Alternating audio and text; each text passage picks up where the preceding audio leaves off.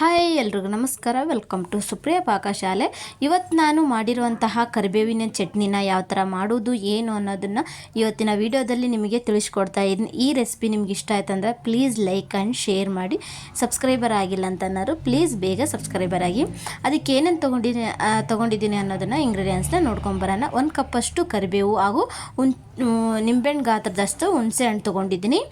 1 ಗಡ್ಡೆ ಬೆಳ್ಳುಳ್ಳಿ ಹೆಸರು ತೊಗೊಂಡಿದ್ದೀನಿ ಹಾಗೂ ಶುಂಠಿ ಹಾಗೂ ಸ್ವಲ್ಪ ರುಚಿಗೆ ತಕ್ಕಷ್ಟು ಸ್ವಲ್ಪ ಬೆಲ್ಲ ಹಾಗೂ 1 ಟೇಬಲ್ ಸ್ಪೂನಷ್ಟು ಧನಿಯಾ, 1 ಟೇಬಲ್ ಸ್ಪೂನಷ್ಟು ಮೆಂತ್ಯ, ಸಾಸಿವೆ, ಜೀರಿಗೆ ಇವನ್ನೆಲ್ಲದನ್ನು ಸಹ ತೊಗೊಂಡಿದ್ದೀನಿ.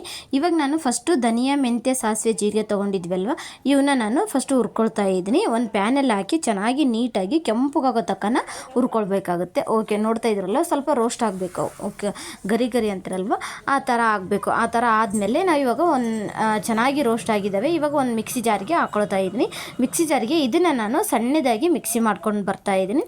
ಇವಾಗ ನಾನು 1 ಕಪ್ಪಷ್ಟು ಕರಿಬೇವು ತೊಗೊಂಡಿದ್ದೀನಿ. ಸ್ವಲ್ಪ ಹಸಿ ಕರಿಬೇವನ್ನ ತೊಗೊಳ್ಬೇಕಾಗುತ್ತೆ. ಕರಿಬೇವು ತೊಗೊಂಡ್ಮೇಲೆ ಆ ಕರಿಬೇವೆಲ್ಲ ತೀರಾ ಗರಿ ಆಗೋ ತಕ್ಕನ ಸ್ವಲ್ಪ ಚೆನ್ನಾಗಿ ನೀಟಾಗಿ ಫ್ರೈ ಮಾಡ್ಕೊಳ್ಬೇಕಾಗುತ್ತೆ.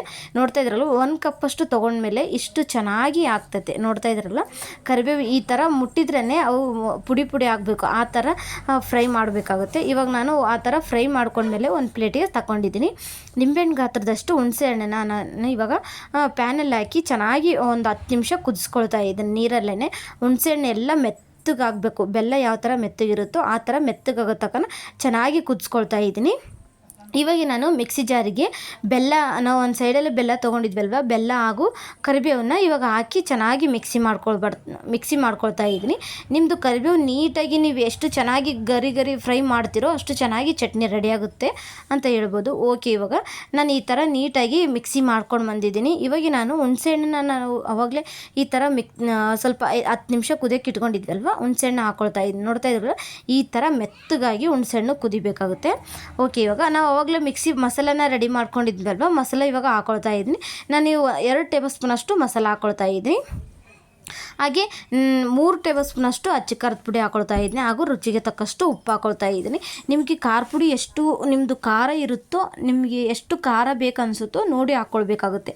ಇಂಗ್ರೀಡಿಯೆಂಟ್ಸ್ ನೀವು ಎಷ್ಟು ಮಾಡ್ತಾ ಇರ್ತೀರೋ ಅದಕ್ಕೆ ನೀವು ಹೆಚ್ಚು ಮಾಡ್ಕೊಳ್ಬೇಕಾಗುತ್ತೆ. ಸ್ವಲ್ಪ ಮಾಡ್ತಾ ಇರೋದು ನಾನಿವಾಗ 4 ಜನಕ್ಕಾಗಷ್ಟು ಮಾಡ್ತಾಯಿದ್ದೀನಿ. ನೀವು ಅಷ್ಟೇ ಮಾಡ್ತಾ ಇದ್ರಪ್ಪ ಅಂತಂದರೆ ಕರೆಕ್ಟಲ್ಲಿ ಇಂಗ್ರೀಡಿಯೆಂಟ್ಸ್ನ ನೋಡಿ ಹಾಕ್ಕೊಳ್ಬೇಕಾಗುತ್ತೆ. ಓಕೆ, ಇವಾಗ ರುಚಿಗೆ ತಕ್ಕಷ್ಟು ಉಪ್ಪು ಹಾಕ್ಕೊಂಡ್ಮೇಲೆ ಇದನ್ನು ನೀಟಾಗಿ ಮಿಕ್ಸಿ ಮಾಡ್ಕೊಳ್ಬೇಕು. ಇದಕ್ಕೆ ನೀರೇನು ಮುಟ್ಸೋ ಆಗಿಲ್ಲ. ಹಾಗೆ ನೀವು ಸಣ್ಣದಾಗಿ ಮಿಕ್ಸಿ ಮಾಡ್ಕೊಳ್ಬೇಕಾಗುತ್ತೆ. ನೋಡ್ತಾ ಇದ್ರಲ್ಲ ಈ ಥರ ಸಣ್ಣದಾಗಿ ಮಿಕ್ಸಿ ಮಾಡ್ಕೊಂಡು ಬಂದೀನಿ. ಇದನ್ನು ನಾನಿವಾಗ ಒಂದು ಸೈಡಲ್ಲಿ ಒಂದು ಬಟ್ಲದಲ್ಲಿ ಹಾಕಿ ಸರ್ವ್ ಮಾಡಿ ಇಟ್ಕೊಳ್ತಾ ಇದ್ದೀನಿ. ನೋಡ್ತಾ ಇದ್ರಲ್ಲ ಎಷ್ಟು ಚೆನ್ನಾಗಿ ಅಂತಂದರೆ ಮೆತ್ತಗಾಗಿದೆ. ಇದಕ್ಕೆ ನೀವು ಉಪ್ಪು ಕರೆಕ್ಟ್ ಇತ್ತಪ್ಪ ಅಂತಂದರೆ 1 ತಿಂಗಳಗಟ್ಟಲೆ ಸ್ಟೋರ್ ಮಾಡಿದರೂ ಸಹ ಏನೇನು ಆಗೋದೇ ಇಲ್ಲ. ಓಕೆ, ಇವಾಗ ಒಂದು ಪ್ಯಾನಿಗೆ 4 ಟೇಬಲ್ ಸ್ಪೂನಷ್ಟು ಎಣ್ಣೆ ಹಾಕ್ಕೊಳ್ತಾ ಇದ್ದೀನಿ. ಸ್ವಲ್ಪ ಎಣ್ಣೆ ಎಷ್ಟು ಇರುತ್ತೋ ಅಷ್ಟು ಚೆನ್ನಾಗಿರುತ್ತೆ ಅಂತಲೇ ಹೇಳ್ಬೋದು. ಚಟ್ನಿ ನಿಜಕ್ಕೂ ಅಷ್ಟು ತುಂಬ ಚೆನ್ನಾಗಿರುತ್ತೆ. ಓಕೆ, ಇವಾಗ ನಾನಿವಾಗ 4 ಟೇಬಲ್ ಸ್ಪೂನಷ್ಟು ಎಣ್ಣೆ ಹಾಕಿದ್ಮೇಲೆ 1 ಟೇಬಲ್ ಸ್ಪೂನಷ್ಟು ಜೀರಿಗೆ, ಸಾಸಿವೆ ಹಾಕ್ಕೊಂಡಿದ್ದೀನಿ. ಹಾಕಿದ್ಮೇಲೆ ಇದಕ್ಕೆ 1 ಗಡ್ಡೆ ಬೆಳ್ಳುಳ್ಳಿ ಹೆಸರು ತೊಗೊಂಡಿದ್ವಲ್ವ ಅದನ್ನು ಸಹ ಹಾಕಿದ್ದೀನಿ. ಇವಾಗ ಹಾಕಿ ಚೆನ್ನಾಗಿ ಮೆತ್ತಗಾಗೋ ತನಕ ಬೆಳ್ಳುಳ್ಳಿ ಹೆಸರನ್ನ ಒಂದು 5 ನಿಮಿಷ ಚೆನ್ನಾಗಿ ಫ್ರೈ ಮಾಡ್ಕೊಳ್ತಾ ಇದ್ದೀನಿ. ನೋಡ್ತಾ ಇದ್ರಲ್ಲ ಈ ಥರ ಫ್ರೈ ಮಾಡ್ಕೊಂಡ್ಮೇಲೆ ನಾವು ಮಿಕ್ಸಿ ಹಾಕಿ ಇಟ್ಕೊಂಡಿರುವಂಥ ಚಟ್ನಿಯನ್ನು ಇದಕ್ಕೆ ಹಾಕ್ಕೊಳ್ತಾ ಇದ್ದೀನಿ. ಕರಿಬೇವಿನ ಚಟ್ನಿಯನ್ನು ಇದಕ್ಕೆ ಹಾಕ್ಕೊಳ್ತಾ ಇದ್ದೀನಿ. ನೋಡ್ತಾ ಇದ್ರಲ್ಲ ಕರಿಬೇವಿನ ಚಟ್ನಿ ಹಾಕಿ ನೀಟಾಗಿ ಒಂದು 5 ನಿಮಿಷ ಚೆನ್ನಾಗಿ ಎಣ್ಣೆಲೇ ಫ್ರೈ ಮಾಡ್ಕೊಳ್ಬೇಕಾಗುತ್ತೆ ಈ ಚಟ್ನಿ.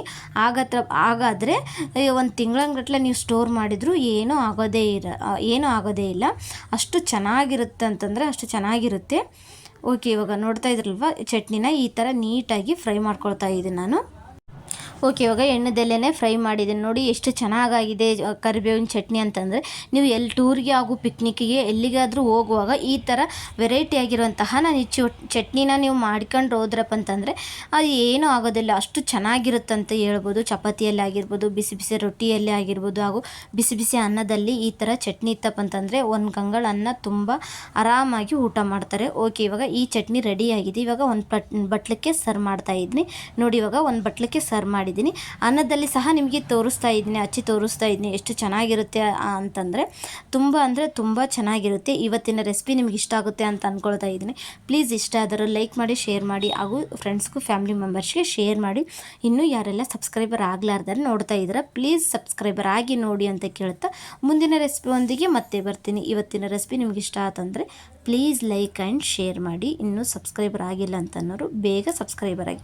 ನೋಡಿ ಎಷ್ಟು ಚೆನ್ನಾಗಾಗಿದೆ ಅಂತಂದರೆ ಓಕೆ, ಈ ರೆಸಿಪಿ ನಿಮ್ಗೆ ಇಷ್ಟ ಆಗುತ್ತೆ ಅಂತ ಅಂದ್ಕೊಳ್ತಾ ಇದ್ದೀನಿ. ಇಷ್ಟ ಆದರೂ ಲೈಕ್ ಆ್ಯಂಡ್ ಶೇರ್ ಮಾಡಿ. ನಿಮಗೆ ಹೇಗೆ ಅನಿಸಿತು ಅಂತ ಅನ್ನೋದನ್ನು ಕಮೆಂಟ್ ಬಾಕ್ಸ್ ಓಪನ್ ಇರುತ್ತೆ, ಕಮೆಂಟ್ ಬಾಕ್ಸಲ್ಲಿ